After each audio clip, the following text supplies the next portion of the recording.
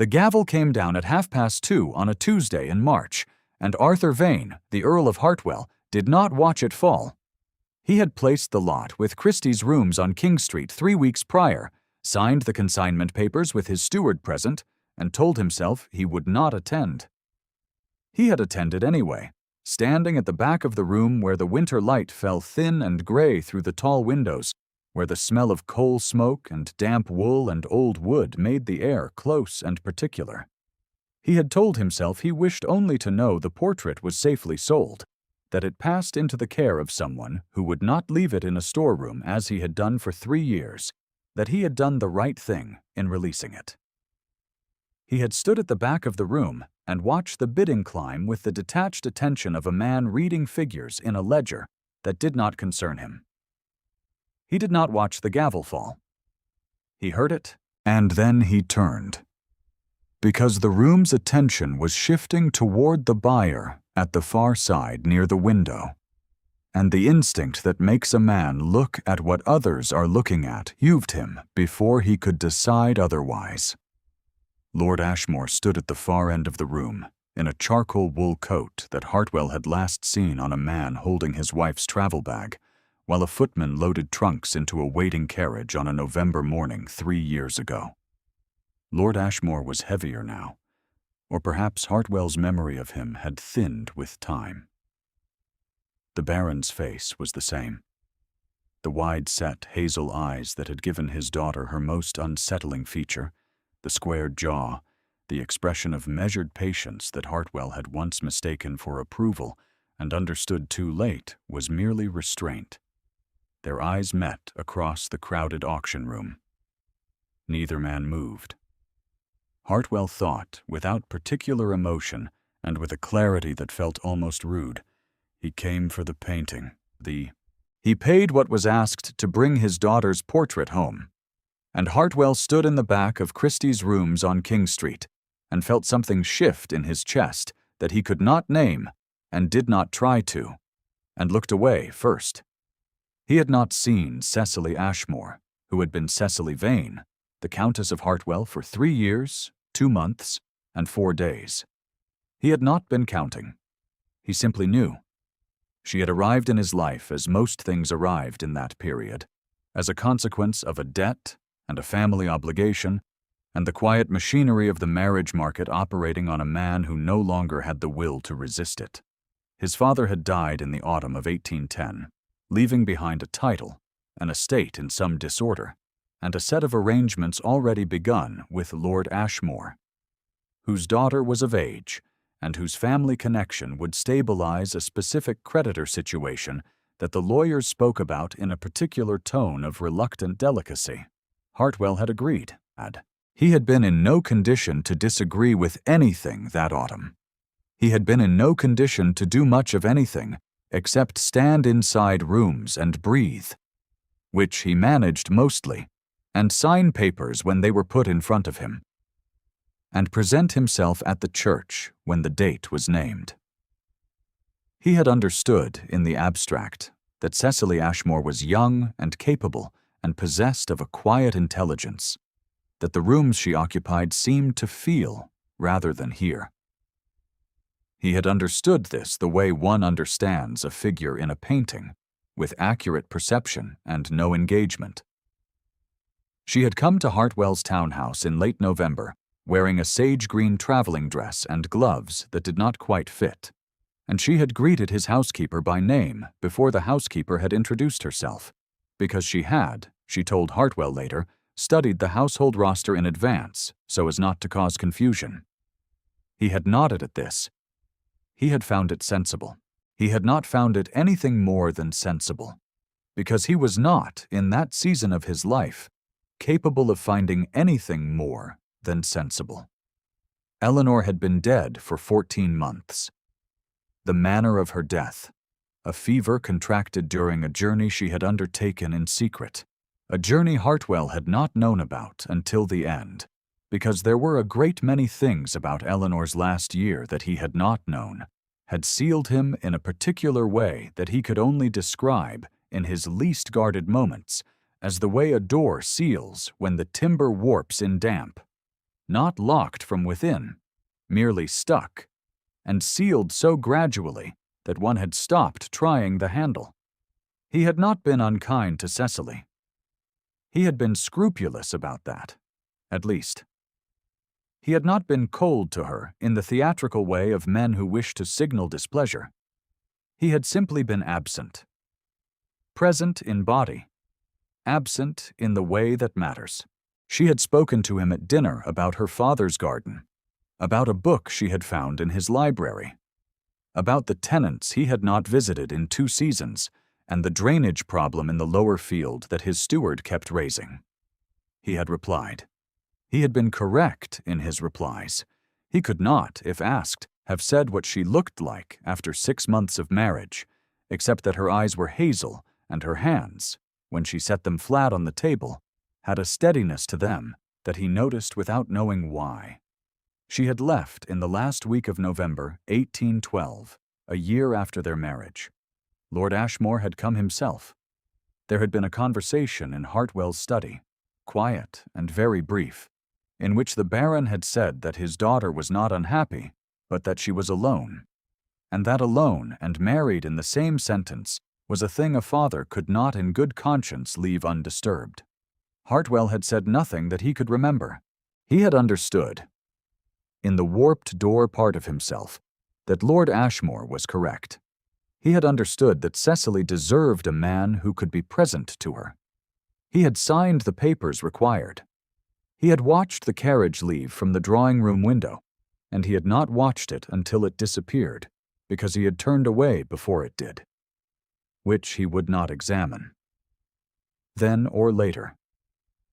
The portrait had been painted in the spring of 1812, 6 months before she left. He had commissioned it as a matter of form, as a countess ought to have a portrait for the gallery, and the painter had worked 3 sessions in the morning room where the east light was softest. Hartwell had not attended any of the sessions. He had seen the finished work once, standing in the doorway for a moment before his steward required him elsewhere, a woman in cream at a window, the light on the loose curl at her left temple, her hands folded in her lap, her eyes looking at something outside the frame's edge, with an expression he had never, in their time together, thought to ask her about. He had put the portrait in the storeroom after she left. He had told himself it was because it did not fit the gallery's scheme. He had left it there for 3 years. He had finally taken it out, signed the consignment papers, and told himself he was doing the sensible thing. He had told himself this while standing at the back of Christie's rooms on King Street, and Lord Ashmore's hazel eyes, so like his daughter's that it was almost unkind, had looked back at him across the room. If you have ever waited for something you told yourself you were not waiting for, stay close. This is that story. The porter arrived at Hartwell's townhouse in Berkeley Square the following Thursday morning with a note written on Lord Ashmore's paper. The note requested, in the Baron's careful hand, the honor of a brief meeting at Hartwell's convenience, at which the portrait would be collected. The note was brief. It did not mention Cecily. Hartwell wrote back that Thursday afternoon would serve, and spent the remainder of the morning reading the same letter from his solicitor 3 times without absorbing it. Lord Ashmore arrived at 3:30 on Thursday. He arrived with a footman and a wrapped wooden panel to carry the portrait, and he arrived with his daughter. She came through the door 2 steps behind her father, in a dark green Spencer jacket over a gown of the same sage color that Hartwell's memory had retained without his permission. And her eyes went to the room before they went to him. And then they went to him. And she said, quite steadily, "Lord Hartwell." He said, "Miss Ashmore." And then, correcting himself, because the title was the wrong one and habit was not an excuse, "My lady," he said. The correction hung in the air between them, with the delicate awkwardness of something that had been said accurately and was worse for it. Lord Ashmore moved forward with the practiced ease of a man who had decided the best way through a room was directly through it. He shook Hartwell's hand with a firm, unceremonious grip and said the portrait had been well cared for. He could see that. And where would Hartwell have the men bring it? Hartwell directed the footman to the storeroom. They stood in the hall and waited. Cecily's gloves were the correct size today, ivory kid, and she held one hand loosely with the other at her waist. And she did not look at him again directly, though he was aware with the absolute precision of a man who is trying not to be aware that she was 4 feet to his left. What happened next was a consequence of the storeroom's location, which was at the back of the house past a narrow corridor, and of the footman's unfamiliarity with it, and of Lord Ashmore following the footman to supervise, as Lord Ashmore supervised most things. This left Hartwell and Cecily alone in the entrance hall for approximately 4 minutes, which was, in the context of 3 years of silence, a period of considerable duration. "You attended the sale," she said. She was not looking at him. "Yes." "You did not have to."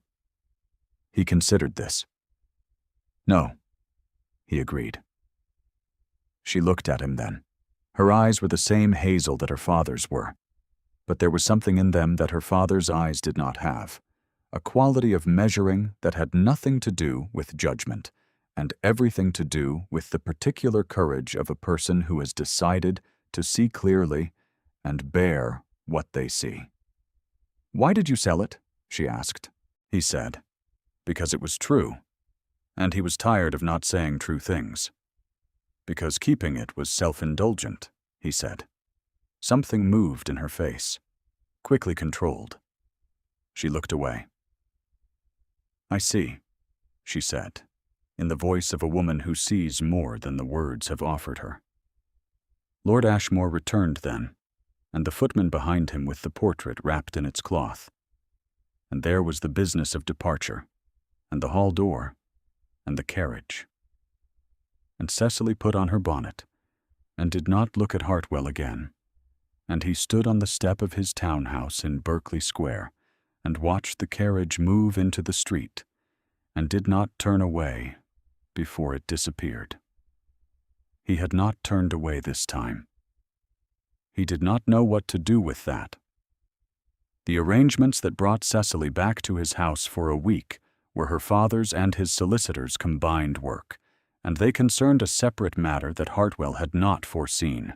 A small trust attached to the Countess's jointure that had not been properly dissolved and that required both their signatures on documents that the solicitor was not, it seemed, able to produce for 3 weeks.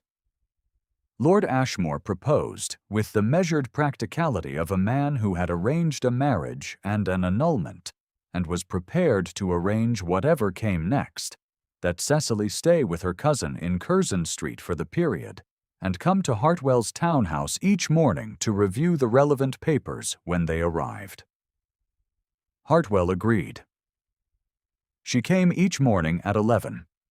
His housekeeper, Mrs. Drew, who had known Cecily in the year of the marriage and who expressed opinions about matters affecting the household with the efficiency of someone who had been given a position of authority and intended to use it, arranged the blue sitting room for these meetings and laid the Hartwell letter paper and the good pens beside the documents as they arrived. Cecily sat at the writing table and reviewed the papers with a thoroughness that made the solicitor, on his second visit, remark that she had a better grasp of the jointure's particulars than most men he advised. Hartwell sat across the room and read, or appeared to read, and said what was required when it was required. On the 3rd morning she arrived to find him in the long gallery, which ran the length of the 1st floor and held the family portraits in their order. He had been, he said when she appeared in the doorway, looking at the arrangement. There was a gap in the south wall where the portrait of his mother had been moved for cleaning. She came into the gallery without being asked. She walked the length of it slowly, looking at the portraits with the same measuring attention she brought to everything, and stopped at the gap. "It will go back there," she said. "Yes." She looked at the neighboring portraits, A man in a gray coat who was Hartwell's grandfather. A woman who was his great-aunt, in blue, with a spaniel at her knee. She said, without turning, "There is no portrait of Eleanor here." He had not expected her to say the name. He had never, in their year of marriage, heard her say it. He said, "No, there is not." She turned then, and looked at him with that clear hazel attention. "Was there one?" "There was. I had it taken down." She nodded, as if this answered a question she had not asked aloud. Then she walked back toward the door, and as she passed him, she stopped, just beside him, and said quietly, to the floor between them, "I was always sorry about her. I was not sorry in the way people are supposed to be sorry, but I was sorry in the real way. The way you are sorry when someone you never knew took something from someone you did." She had moved on before he found his voice, and by then the moment was past, and she was already in the corridor, and he stood in the gallery alone with his grandfather and his great-aunt, and the gap in the south wall and a sensation in his chest that he had no practice naming. The Dowager Countess arrived on the 4th day. Lady Dorothea Vane had an arrangement with the hall porter at her son's townhouse that she had established when Arthur was 9 years old, and had not, to the porter's considerable regret, relaxed since. She arrived at 10:15, which was, as she informed Mrs. Drew, entirely before the morning's meetings were scheduled to begin, and she wished to see her son. She was shown to the blue sitting room. She found Cecily there, alone, reviewing a document with the solicitor's letter open beside it, because Cecily had formed the habit of arriving at 11:15 to have the papers ordered before Hartwell came in. Lady Dorothea took in the scene with a stillness that managed to convey considerable motion. She said, "My dear, I was not aware you were still in London." Cecily set down the pen and rose from the table. "Good morning, Lady Dorothea. How unfortunate that this business requires your presence." The dowager's voice was warm and perfectly controlled, the warmth, the precision of an instrument, rather than the warmth of feeling. A poor second wife's position is always so awkward in these matters. The legal architecture of second marriages is never quite what one hopes. Eleanor's arrangements were so much more simply done. Cecily said, without particular change of expression, "I have no doubt they were." Lady Dorothea looked at her for a moment with the calculation that she kept so carefully behind the warmth. She said, "You were always very composed," in the tone of a woman offering a compliment and placing a border around it in the same breath. Hartwell came through the door then, reading a note from his steward, and stopped when he saw his mother. There was a brief rearrangement of the room's atmosphere. Lady Dorothea kissed his cheek and told him she had come to discuss the Wiltshire tenancy renewal, and had not known there was other business in hand, and she hoped she had not disturbed. Hartwell said she had not, and asked Mrs. Drew to arrange tea in the morning room. Lady Dorothea went. Cecily sat back down at the table and picked up the pen. Hartwell did not sit across the room. He sat at the second chair beside the writing table, closer than he had been on any of the previous 3 mornings, and he said, without preamble and without looking up from the document his solicitor had sent, "She should not have said what she said," he said. Cecily did not look up either. "She has always said it." "Not in this house." A pause. She made a small mark on the paper. "It does not trouble me," she said. "It troubles me," he said. There was a silence that had a different quality from their previous silences, less empty and more weighted, the way air changes before weather arrives. Cecily did not respond. He did not expect her to. He had not said it to receive a response. He had said it because the dowager's voice pronouncing Eleanor's name in that room, with that tone of territorial certainty, had produced in him a cold, specific anger that surprised him by being, underneath, grief, and not grief for Eleanor. On the afternoon of the fourth day, he came upon Cecily in the east corridor, where the gallery connected to the nursery wing, which was not in use and had not been in use since his ward, his late cousin's boy Thomas, had been sent away to school. He had not been in that corridor in some months. He found Cecily standing at the window at the corridor's far end, looking down at the small walled garden below, with a book open in her hands that she was not reading. The light at that hour came from the west and fell across her at a low angle, picking out the loose curl at her left temple, the one that had been in the painting. He said, because he was a man who said less than he felt, and had come to understand that this was not a virtue, and said, "What are you reading?" She looked at the book as if she had forgotten it. "Your cousin's natural history. He left it on the windowsill." She showed him the spine. He did not move toward her. She said, "He is well, Thomas? At school?" "He is well. He writes occasionally. He prefers horses to mathematics." "He would," she said, with the faint warmth of someone remembering a specific small child, rather than a general one. "He brought a frog into the drawing room once." "He did," Hartwell said. He remembered this. He remembered it in the detail that meant he had been present to it, actually present, which had not been common in that year. He remembered the frog, and Cecily's voice saying, in a tone of complete seriousness, that frogs were very welcome in the garden, and perhaps Thomas might show her where he had found it, because the garden drainage was suffering, and frogs were an indication of a healthy water table. He remembered Thomas's face, the instant alliance, the taken hand, the two of them in the garden for half an hour while Hartwell stood at the study window and watched, and felt something move in him that he had classified as sentimentality and set aside. He said, "You were good with him." She looked at him steadily. He was easy to be good to. The words arranged themselves in the air between them, with a precision neither of them had reached for. He did not look away from her. She was the one, finally, who did. Turning back to the window and the small garden below, and he stood in the corridor with Thomas's natural history between them and the low western light on her face, and something in him that had been stuck for a very long time moved on its frame. He did not say anything more. He did not know how to say what he might have said without saying it wrong, and he had said enough wrong things by omission to be cautious of adding commission to the account. He went back down the corridor. Behind him, he heard her turn the pages of the book she was not reading. She found the letters on the fifth day.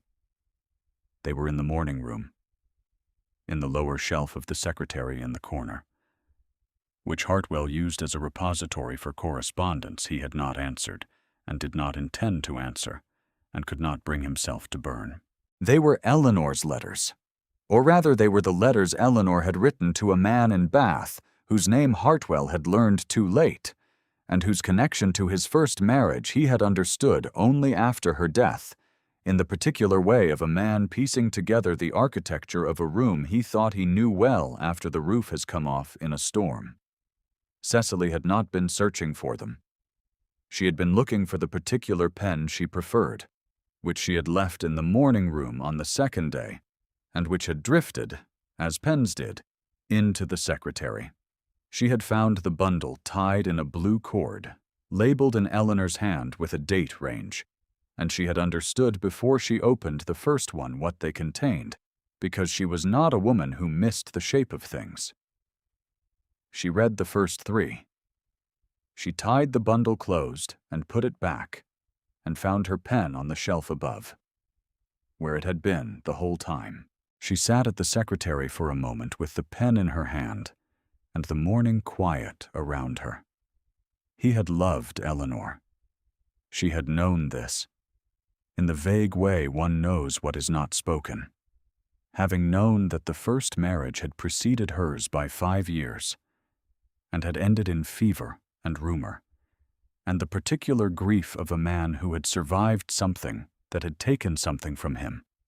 What she had not known, had not been allowed to understand, because it was not the kind of thing said plainly in the circles she moved in, was the full architecture of what had been taken. The letters, in Eleanor's own hand, in her clear and graceful Regency script, said in plain terms what Eleanor had been, and to whom, and for how long, and in what she had been willing to participate while Hartwell was on his estate managing the drainage problem and the tenant disputes and the matter of his father's debts. Alone, unaware. He had not known. Cecily understood now. He had found out at the end. He had sat with that knowledge for 14 months before her father brought her to the church, and he had sat with it for the whole year of their marriage, walled inside a grief that was not only grief, but shame and bewilderment, and the particular internal injury of a person who trusted and found that trust had been a kind of blindness. She understood now why the door had been sealed. She understood it the way you understand something when it lands in your body rather than in your mind. And she sat in the morning room with the pen in her hand and felt, with a force she had not been prepared for, how entirely she had misread him. She had thought herself invisible to him. She had thought herself a practical solution to a practical problem, tolerated and set aside. She had not understood that he had been set aside, too, by a story that ended before she arrived, and that his absence from her was not the absence of a man who did not want her, but the absence of a man who had decided, with the particular cruelty of the self-punishing, that he did not deserve to want anyone. If you are still here, you understand what she understood in that room. The weight of it, the unfairness, how knowing the truth can feel sometimes, like arriving somewhere too late. She did not say anything to him that day. She reviewed the papers that arrived and signed where the solicitor indicated and gathered her gloves and went back to her cousin's house in Curzon Street. And on the walk she kept her face still, and her step even, and her hands quiet in her muff. And she did not let herself think about the letters until she was in her room alone. And then she thought about them for a very long time. Sir Edmund Fawley arrived on the 6th day. He arrived at Lord Ashmore's townhouse in the early afternoon, which was where Cecily received him, and he arrived with flowers and a letter from his mother, and the air of a man who had been patient for 3 years, and found patience beginning to wear thin in the way that makes men reach for efficiency. Sir Edmund was 41 and well considered, and had a house in Derbyshire and another in Mayfair, and a pleasant, frank manner that Cecily had always found agreeable, and nothing more. He asked her, over tea that he drank without touching, whether she had come to any resolution regarding his previous suggestion, which he had last raised at Christmas, and to which she had replied that she required more time. She looked at Sir Edmund Fawley across her father's drawing-room, and thought about the corridor and the natural history book, and a man saying your name in his first wife's gallery with the western light coming low across the window. She said she required a little more time still.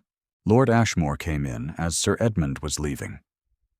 He stood at the door for a moment, watching his daughter's face, and then he came and sat beside her and said, in the voice he used when he had decided to say something plain, "Edmund is a good man, Cecily," he said. "He is. He will not wall himself away from you," she said very quietly. "I do not think Lord Hartwell meant to." Her father looked at her for a long moment. He said, "What has changed?" She told him about the letters. Not all of it, but enough. Her father listened with the expression of a man revising a document he thought was finished. When she was done, he was quiet for some time, and then he said, "I had not known the full circumstances." "No," she said. "I thought he did not want you." "I know." Her father looked at his hands. He said, "He never told me." "He would not have," she said. There was a silence in which both of them understood, without saying it, the particular architecture of a proud man's grief, and how it resembles indifference from the outside, and how that resemblance can become fact if no one stops to look more carefully. And how it had, in this case, and for 3 years. The dinner was Lord Ashmore's idea. It was a small dinner, 12 covers, nothing elaborate, at the Baron's town house the following Tuesday, which was also the last day before the papers were expected and the business would be concluded. Lady Dorothea was invited because not inviting her would have constituted a statement the Baron did not wish to make publicly. Sir Edmund was invited because he was in London, and the Baron was not a man who managed complications by avoiding them. Hartwell was invited in the brief note his solicitor had sent regarding the documents, the last line of which said that Lord Ashmore hoped he would do them the honor of dining. He came in black and white, which was as he always dressed for dinner, and he was shown to the drawing-room where the party had assembled, and he saw Cecily across the room before he saw anyone else, which was not a matter of searching. She was in a cream gown that was not the one in the portrait, and her hair was dressed up with 2 dark combs, and she was speaking to a woman he did not know, with the calm attention of a person who is entirely present to the conversation she is having. And she did not see him come in. Lady Dorothea saw him come in. She was at the far edge of the room with Sir Edmund, and the woman Cecily had been speaking with. Mrs. Halford stepped quietly to Cecily's side a moment later and said in a low voice, with the apologetic efficiency of a woman passing along something she thought it better to pass than to withhold, that the Dowager had been remarking to Sir Edmund before Hartwell's arrival that a poor second wife's position was always difficult to recover from, particularly in the eyes of the very society one hoped to re-enter. Cecily thanked Mrs. Halford with a small nod and said she was sure Lady Dorothea meant it kindly. Lady Dorothea, for her part, had been placed there.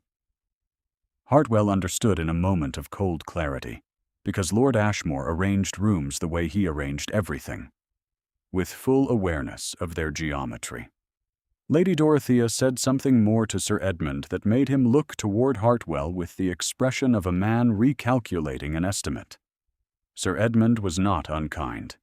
He was simply present, and well-dressed, and 41, and there.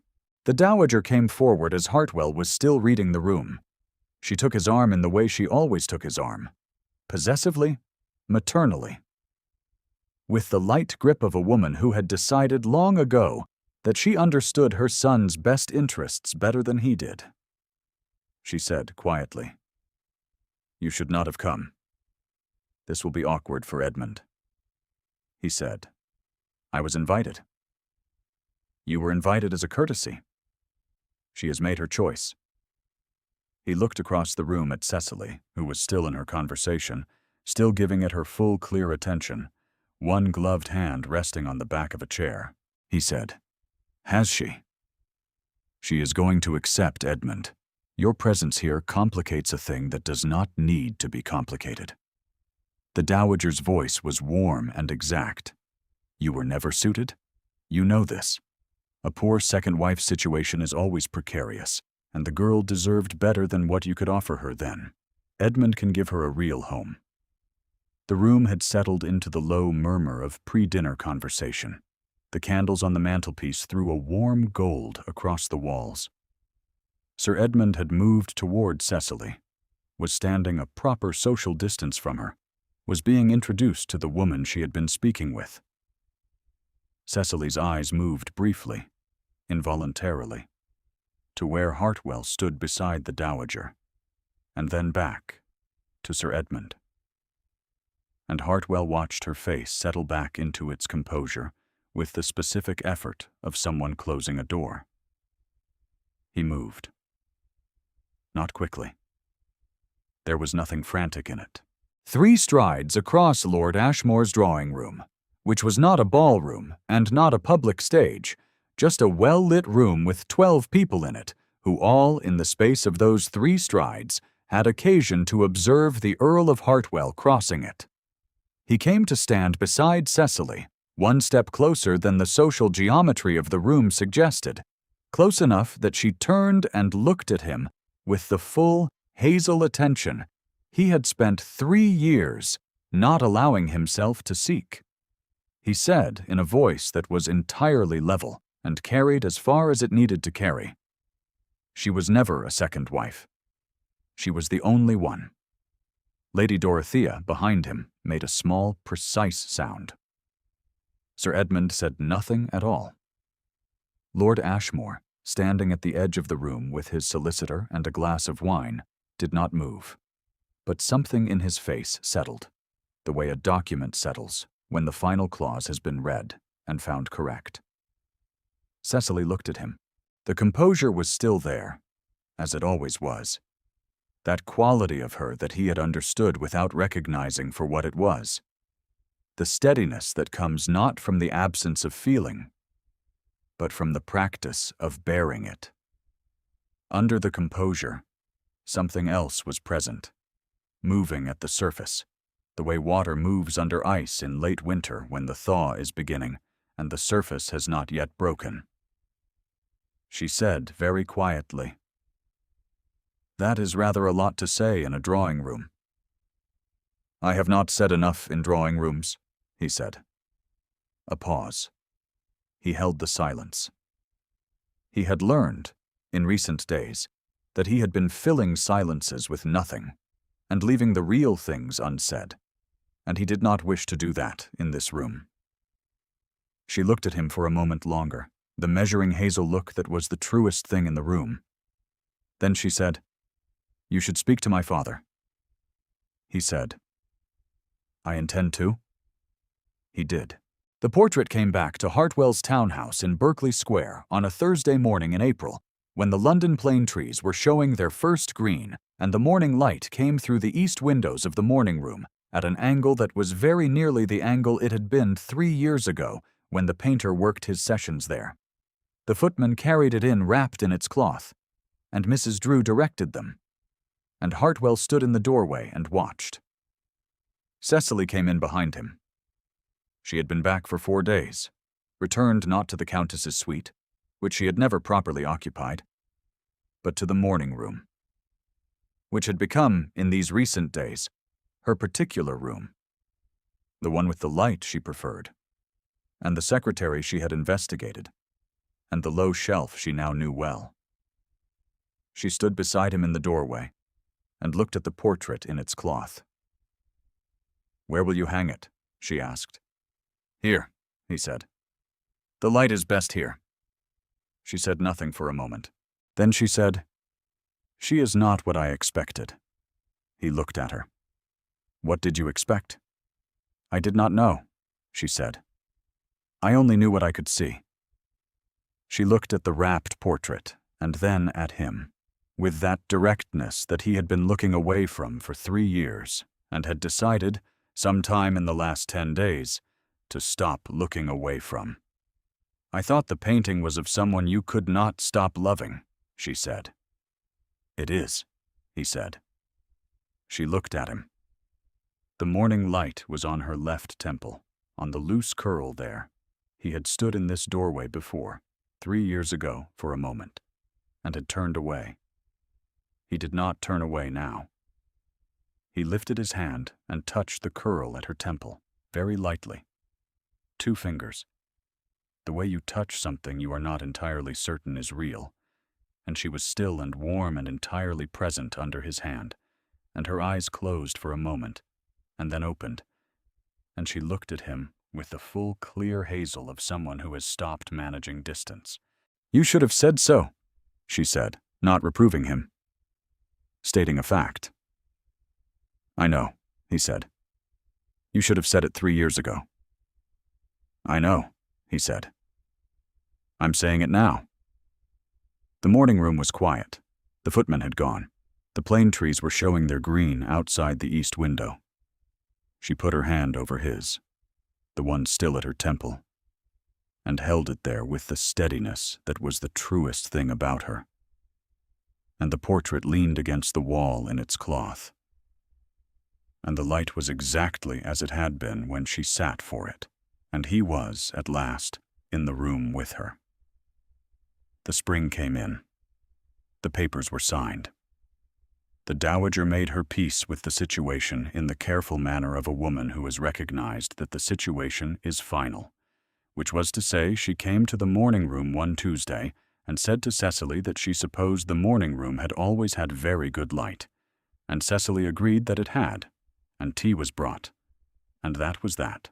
Sir Edmund found a suitable match the following autumn, a widow in Derbyshire who liked horses, and the season had the expected number of opinions about everyone involved in the Hartwell business, and by Christmas it had the expected number of newer opinions about other people, and the Hartwell business was set aside to the particular shelf of settled matters. Lord Ashmore visited in November. He stood in the morning room and looked at the portrait of his daughter, hung on the east wall where the light was best, and then he looked at Hartwell and said nothing.